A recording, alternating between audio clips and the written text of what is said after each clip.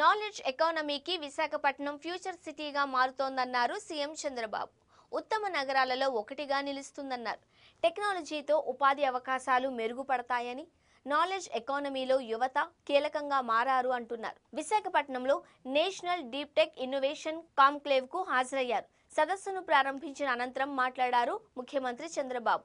ప్రపంచంలో ఎటు చూసినా టెక్నాలజీపై చర్చ జరుగుతోంది అన్నారు. దీని కారణంగా అనేక మార్పులు చోటు చేసుకుంటున్నాయి అని తెలిపారు. జీవితంలో అది కూడా ఒక భాగంగా మారిందన్నారు. దేశ విదేశాలలో ఉన్న ఐటీ నిపుణుల్లో 30% తెలుగువారేనని గుర్తు చేశారు.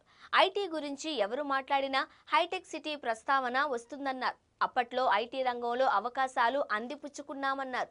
ఇప్పుడు డీప్ టెక్నాలజీ సరికొత్త ఆవిష్కరణ కేంద్రమైందన్నారు.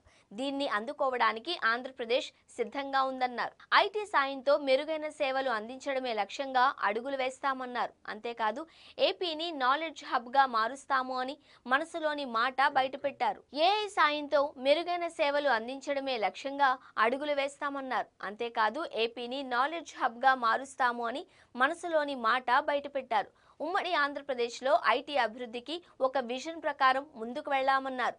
పెట్టుబడులు దగ్గర నుంచి మానవ వనరుల వరకు అన్ని ఒక విజన్ ప్రకారమే పనిచేశామన్నారు.